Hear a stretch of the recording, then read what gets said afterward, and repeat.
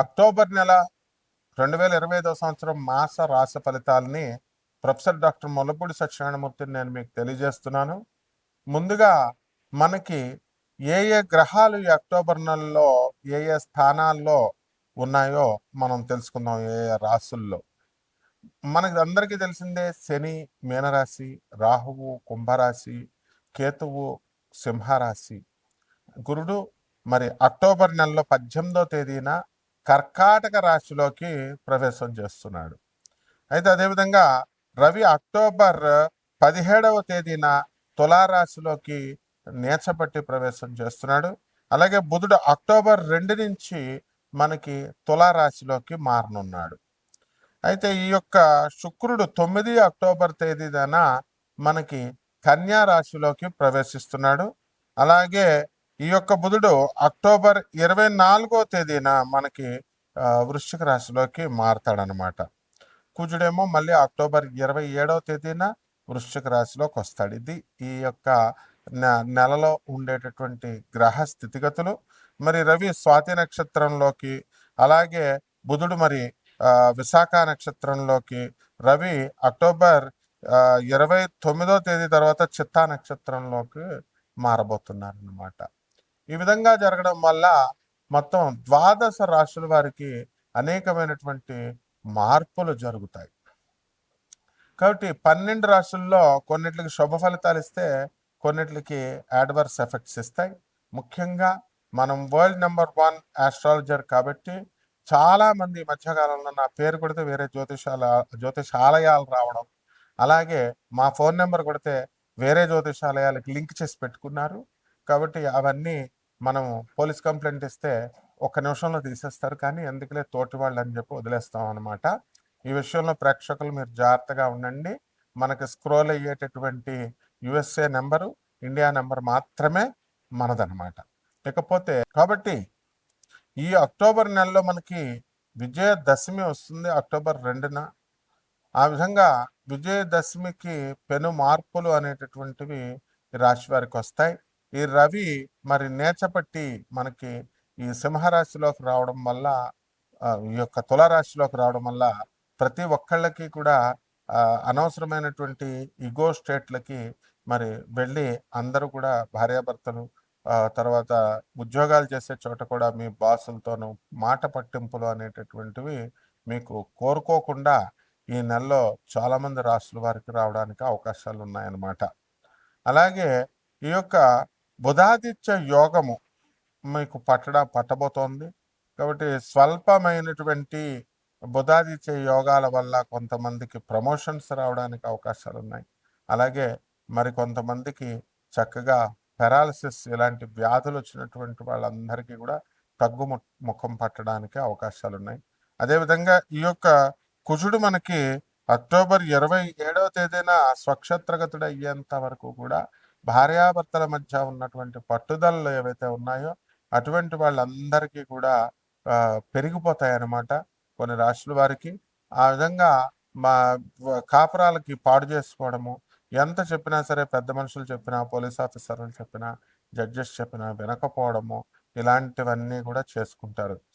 సొంతంగా చేతులతో మీరు విడిపోయి, అలాగే భార్య భర్తలు ఇద్దరు కూడా విడిగా ఉంటూ మరి పిల్లల్ని ఎడబాటుకు గురిచేసి తల్లి దగ్గర పెట్టుకుని మళ్ళీ స్కూల్ ఫీజులు, కాలేజ్ ఫీజులు భర్త కడుతూ ఇలా అస్తవ్యస్తంగా ఈ యొక్క గ్రహ సంపుటి వలన కొన్ని కుటుంబాల్లో జరగడానికి అవకాశాలు ఉన్నాయి.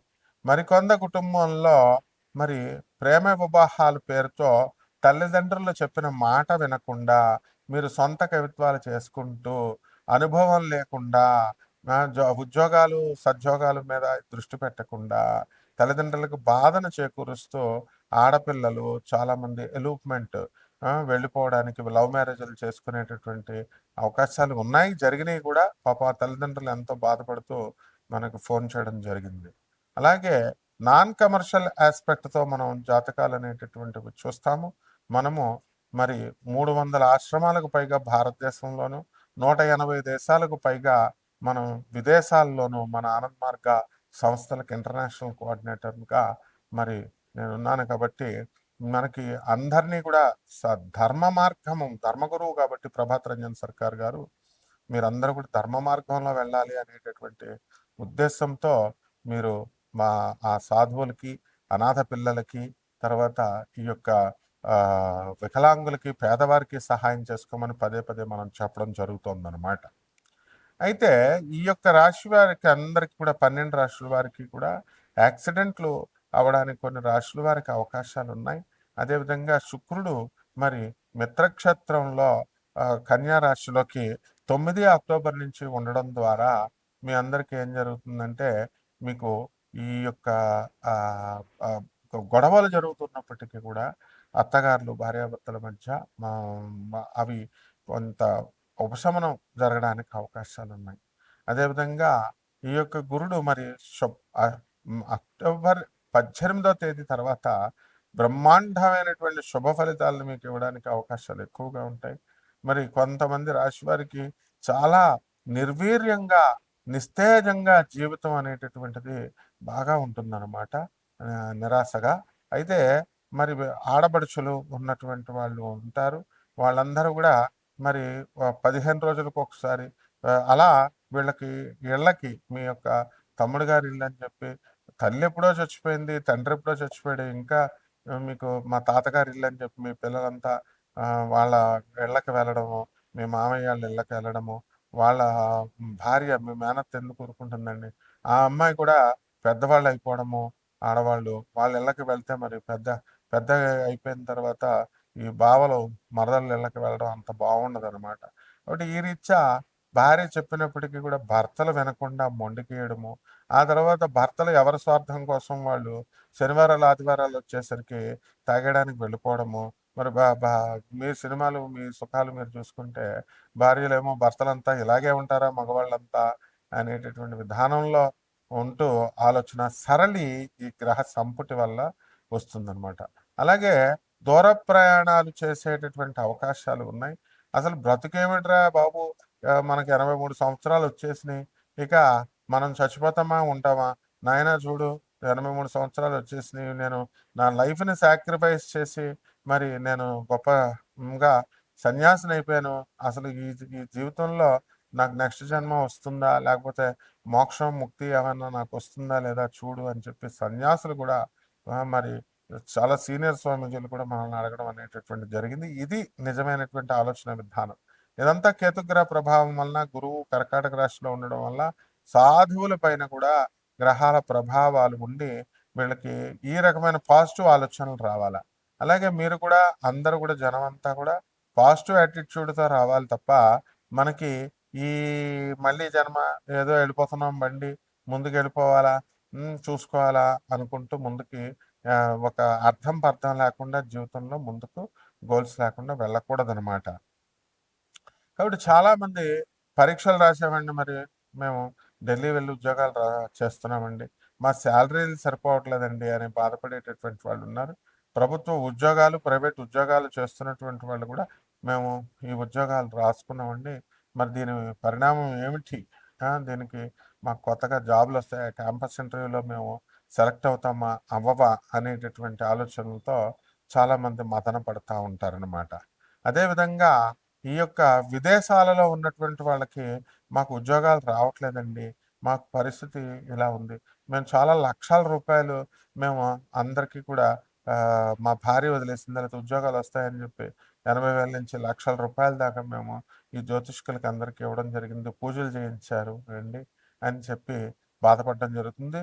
మొత్తం అందరూ కూడా గుండు గీసుకున్న తర్వాత లాస్ట్గా మా దగ్గరికి వస్తే మేము ఏం చెప్పగలుగుతాం, మీకు జగద్గురు అయినటువంటి ప్రభాత్ రంజన్ సర్కార్ ఆనందమూర్తి గారిని మేము చూపిస్తున్నాం.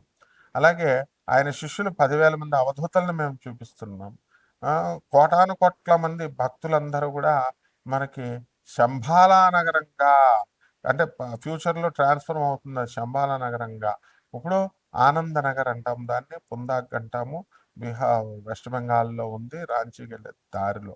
మరి అటువంటి జగద్గురువులను చూపించినప్పుడు గురువు యొక్క ఆశీస్సులు లేకుండా మీకు ఎక్కడా కూడా మీరు ఎన్ని పూజలు ఎన్ని లక్షలు ఖర్చు పెట్టి పూజలు చేయించినా కూడా వేస్ట్ అనమాట, వృధా. మరి అటువంటి జగద్గురువు యొక్క ఆశీస్సులు మీకు లాభించాలి అని అంటే మీరేం చేయాలి, ఆయన చెప్పినటువంటి సిద్ధాంతాలని, ఐడియాలజీని మీరు ఫాలో అవ్వాలి. ఆయన చెప్పిన మిషన్‌ని మీరు ముందుకు తీసుకెళ్ళాలి. ఆయన 1991లోనే ఫిజికల్ బాడీని వదిలేసినప్పటికీ కూడా ఆయన పేరుతో ఎంతోమంది అనాథ పిల్లలు ఇప్పటికీ బ్రతుకుతా ఉన్నారు. అటువంటి వాళ్ళకి మీ యొక్క సేవల్ని దోహదం చేయాలి. అలా మీరు ముందుకు కాంక్రీట్‌గా సాధువులు ఉన్నారు. 10,000 మంది సాధువులు. మేము స్టూడెంట్ ఏజ్‌గా ఉన్నప్పుడు వాళ్ళంతా కూడా యంగ్‌స్టర్స్‌గా ఉండేవారు. మీలాగే అందరూ కూడా జాబులు చేసుకుని వాళ్ళు మీకంటే మేధావులు. వాళ్ళు ఉస్మానియా యూనివర్సిటీ, ఐఐటీస్‌లో చదివి మెడిసిన్ చదివిన ఆచార్య సవితానంద అవధూత అంటే ఎంబీబీఎస్ లో అంతేకాకుండా మెడిసిన్‌లో పోస్ట్ గ్రాడ్యుయేషన్ చేసినోళ్ళు. ఆచార్య భవేశానంద అవధూత అంటే ఆయన ఇంజినీరింగ్‌లో ఆ కాలంలోనే ఉస్మానియాలలో పీజీ డిగ్రీలు, పీజీ ఇంజినీరింగ్‌లో చేసినటువంటి వాళ్ళు. ఇలాంటి వాళ్ళంతా కూడా ఇంకా ఎంతోమంది ఉన్నారు. వాళ్ళంతా 83 సంవత్సరాల వయసు వచ్చింది. మరి వాళ్ళకి డబ్బులు ఎవరిస్తారండి? వాళ్ళ వార్ధక్యం వచ్చింది వాళ్ళకి.